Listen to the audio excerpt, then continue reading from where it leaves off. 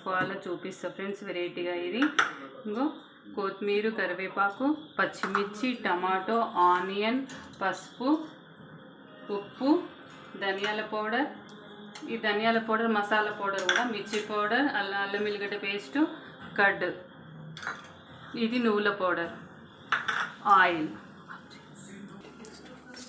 Mutton కుక్కర్లో వేసుకోవాలండి. చేయాలి. మటన్లో పచ్చిమిర్చి, కొంచెం సాల్ట్, పసుపు అండి, కలుపుకొని 2 విధులు వేయాలి. ఒక్క సెకండ్. ఆనియన్,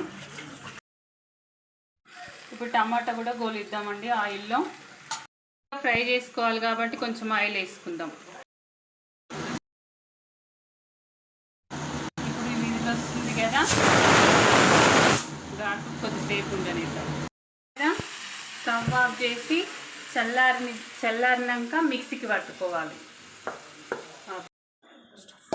ఇది మిక్సీకి పట్టుకోవాలి.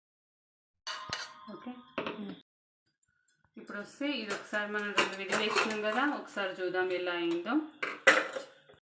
నెక్స్ట్ వస్తే చూడండి, చాలా బాగానే ఉడికింది. ఒక 50% దాకా బాగానే ఉడికింది కదా. ఇప్పుడు బాండి పెట్టుకొని ఆయిల్ పోదాం. టమాటా ఆనియన్ కట్ చేసిన పేస్ట్ని దీంట్లో వేద్దాం. ఇప్పుడు దీంట్లోకి వస్తే అల్లం వెల్లిగడ్డ పేస్ట్, పచ్చివాసన పోయినాక దీన్ని ఫ్రై చేసుకోవాలి. వేపాకు, పసుపు, కారం, మటన్కి సరిపడా, సాల్ట్ తగినంత వేసుకోండి. మటన్ కదా, చూసి వేసుకోండి. 2 స్పూన్స్ మిర్చి పౌడర్, 2 స్పూన్స్ ఏమో సాల్ట్, ధనియాల powder 1 spoon, masala powder 1 spoon. ఇది షాప్లోది, ఇది నేను ఇంట్లో తయారు చేసింది. కట్ వేసుకోవాలండి. ఇప్పుడు మాడిపోతుంది కదా, కొన్ని వాటర్ పోసుకోండి, ఒక చిన్న గ్లాసుడు. కుక్కర్లో వేసుకున్న మటన్ ఉంది కదా, దీంట్లో వేసుకోవాలి.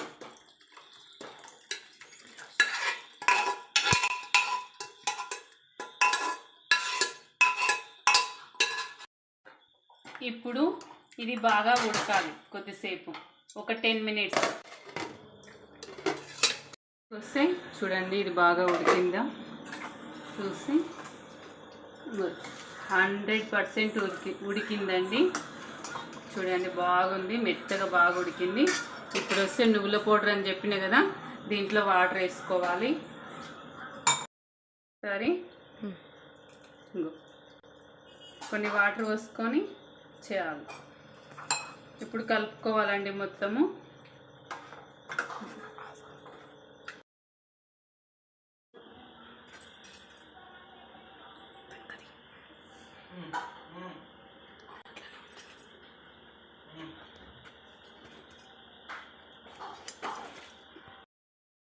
ఉడికింది కదా, ఫైనల్కి వస్తే కొత్తిమీర వేసేద్దాం.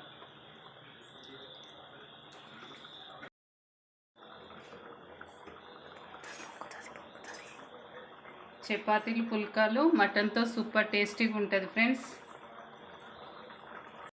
ఎంతో టేస్టీకరమైన మటన్ చారు ఒకసారి చూడండి. మటన్ చారు ఈ విధంగా చాలా టేస్టీగా ఉంటుంది.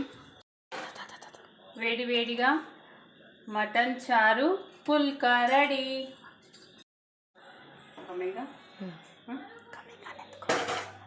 వేడి వేడి మటన్ చారు కర్రీ టేస్టీ రెడీ. ఎలా ఉందో నేను చెప్తా చూడండి. వేడి వేడి మటన్ చారు అండి, చాలా టేస్టీగా ఉంది. ఈ విధంగా ట్రై చేయండి ఫ్రెండ్స్, చాలా బాగుంది.